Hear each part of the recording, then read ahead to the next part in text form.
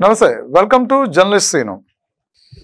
దళిత ద్రోహి పివి సునీల్ కుమార్ ఎందుకు దళిత ద్రోహి అవుతాడు? కాదు కదా, ఆయన ఎయిమ్ అని చెప్పని ఆల్ ఇండియా అంబేద్కర్ మిషన్ అని చెప్పని కూడా నిర్వహిస్తున్నాడు కదా. వీధి వీధుల వాడల ప్రతి పల్లెలోనూ కూడా అంబేద్కర్ భావజాలం గురించి చెప్తూ ఉన్నాడు కదా. ఆ ఎస్సీ సామాజిక వర్గంలో అత్యున్నత ఐపీఎస్ స్థాయికి ఎదిగినటువంటి వ్యక్తి కదా. ఇలాంటి వ్యక్తి దళితులకు ద్రోహి ఎందుకు అవుతాడు? దళితులకు బంధువు అవుతాడు, కానీ ఆయన దళితుడికి దగ్గర అవుతాడు తప్ప దళితులకు సంబంధించిన ఎన్నో కార్యక్రమాలు చేస్తుంటాడు కదా అనుకుంటే పప్పులో కాలేసినట్టే. నిన్న రీసెంట్గా ఆయన పెట్టినటువంటి ఒక వీడియో వైరల్ అయింది కదా. ఆ వీడియో తెలుగు రాష్ట్రాలే కాకుండా ఐపీఎస్లు కూడా ముక్కు మీద వేలేసుకునేలాగా, మా ఐపీఎస్లో ఇలాంటి వాళ్ళు కూడా ఉంటారు అనుకునేలాగా చేసినటువంటి వీడియో ఉంది కదా, రిలీజ్ అయిన వీడియో ఉంది కదా.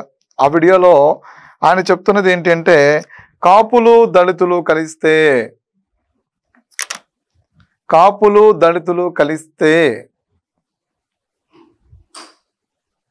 మనం అధికారంలోకి వస్తాము, కాపులుకి ముఖ్యమంత్రి పదవి ఇస్తాను, దళితులకు డిప్యూటీ సీఎం పదవి ఇస్తాను, ఏది పవర్ కానిటువంటి పదవి ఇస్తాము, జస్ట్ అంతే పదవి ఇస్తాము అని చెప్పని నిస్సిగ్గుగా ప్రకటించాడు. సరే, నేను ఇందులో కాపుని తక్కువ చేసి మాట్లాడాలనే ఉద్దేశం కాదు, అసలు కాపు అనే ఆ సంభాషణ వైపు నేను వెళ్ళను. దళితులకి ఈయన ఏం చేశాడు అనేటువంటి దాని మీదే మాట్లాడతాము. సో అంటే కాపులకి ఏదో ముఖ్యమంత్రి ఇస్తా అంటే నీకు నచ్చట్లేదా అని కొంతమంది అతిగాళ్ళు ఉంటారు. ఆ అతిగాళ్ళ కోసమని ముందుగానే చెప్తున్నా, ఇది కాపుల్ని ఉద్దేశించి చెప్పేటువంటి నా ఉద్దేశం కాదు. నాకు కాపు సంబంధించినటువంటి ఎజెండా నాకు సంబంధం లేదు. ఇక్కడ జరుగుతున్నది ఏంటి అంటే, దళితులకు ద్రోహినా కాదా పివి సునీల్ కుమార్ అని చెప్పేది మాత్రమే నా ఉద్దేశం. సరే, ఈయన చెప్పినప్పుడు డిప్యూటీ సీఎం పదవు ఎస్సీలకి అని ఆఫర్ ఇచ్చాడు. మరి డాక్టర్ బిఆర్ అంబేద్కర్ గారు రాజ్యాంగ శక్తులుగా ఎదగాలి, రాజ్యాధికారం కోసం పోరాటం చేయాలి అని మరి వెనకబడిన కులాలకి ఎందుకు చెప్పారు? అంతే కదా, రాజ్యాధికారం సాధించాలి అనే దాని మీద ఎందుకు ఈ దళిత సామాజిక వర్గాల వాళ్ళు ఇప్పటికీ పోరాటం చేస్తూ ఉన్నారు? సరే, మీరు స్థాపించినటువంటి ఆల్ ఇండియా ఎయిమ్స్ ఏదైతే ఉందో, ఆల్ ఇండియా అంబేద్కర్ మిషన్ ఏదైతే ఉందో, ఆ అంబేద్కర్ మిషన్ ద్వారా మీరు చెప్తుంది ఏంటి? రాజ్యాధికారమే లక్ష్యంగా, రాజ్యాధికారమే ధ్యేయంగా పనిచేయాలని కదా మీరు ఆల్ ఇండియా అంబేద్కర్ మిషన్ స్థాపించింది.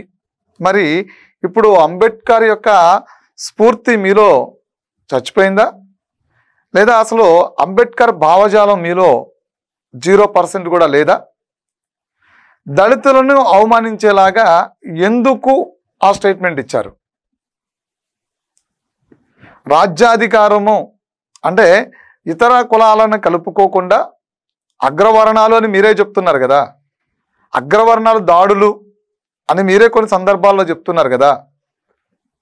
ఇప్పుడు ఆ రెడ్డి, కమ్మ, కాపు, బ్రాహ్మణు, వైశ్య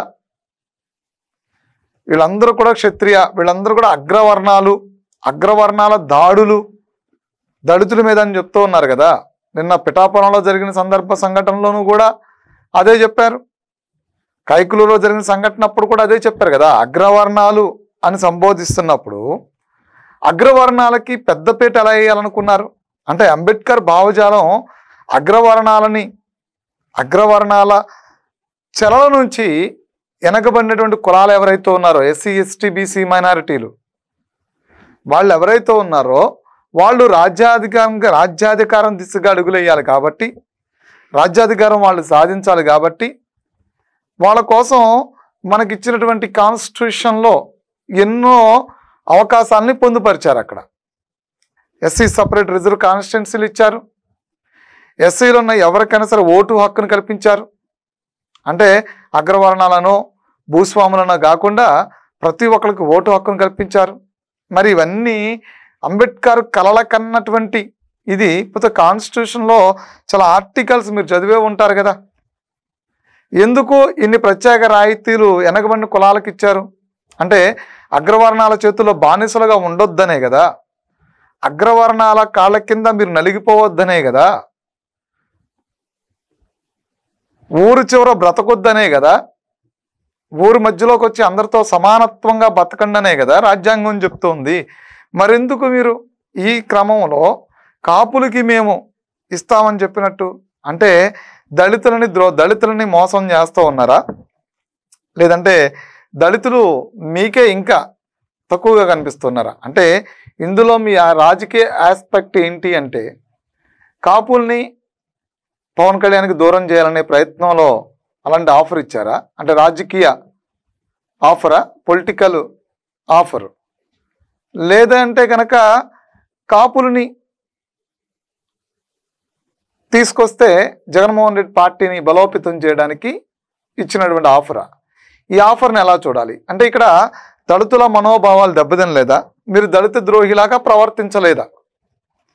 ఇక్కడ కావాల్సింది ఏంటంటే మీరు దళిత ద్రోహిలాగా వ్యవహరించారా లేదా అనే దానికి మీరు చెప్తున్నటువంటి రాజ్యాంగబద్ధమైనటువంటి సూక్తులు, మీరు చెప్తున్నటువంటి అంబేద్కర్ ఆశయాలు, మీరు చెప్తున్నటువంటి అంబేద్కర్ భావజాలం, రాజ్యాధికారం దిశగా అడుగులేయండి అని వెనకబడినటువంటి సామాజిక వర్గాలకి అంబేద్కర్ సూచించారా లేదా?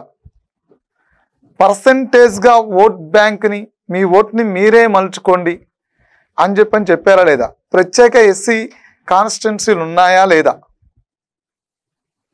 ప్రత్యేక కాపు కాన్స్టిట్యున్సీ లేవు, ప్రత్యేక రెడ్డి కాన్స్టిట్యున్సీ లేవు, ప్రత్యేక కమ్మ కాన్స్టిట్యున్సీ లేవు, ప్రత్యేక అగ్రకుల కాన్స్టిట్యున్సీ లేవు. కానీ ఎస్టీ ప్రత్యేక కాన్స్టిట్యున్సీని ఎందుకు ఇచ్చారు అంబేద్కర్? అంటే ఏ ఉద్దేశంతో ఇచ్చారనేది మీకు అర్థం కాలేదా? రాజ్యాధికారంగా ముందుకెళ్ళడానికి ఇవ్వలేదా? ప్రత్యేక ఎస్సీ కాన్స్టిట్యున్సీని ఎందుకు ఇచ్చారు అంటే రాజ్యాధికార దిశగా వెళ్ళమని చెప్పే దాంట్లో అందులో దానిలో ప్రత్యేకమైన దాంట్లో మీకు కనిపించలేదా? సో కాబట్టి దళిత ద్రోహి పివి సునీల్ కుమార్ అతను చేసే అరాచకాలని అడ్డం పెట్టుకోవడానికే ఆయన స్థాపించినటువంటి ఎయిమ్ కావచ్చు, ఇంకేదైనా కావచ్చు అనేది నమ్మాలి. సో ఇందులో డాక్టర్ బిఆర్ అంబేద్కర్ భావజాలం కొంచెం కూడా పివి సునీల్ కుమార్లో లేదు అనేది చాలా స్పష్టంగా కనపడుతుంది ఆయన ఇచ్చిన స్టేట్మెంట్లో. Thank you.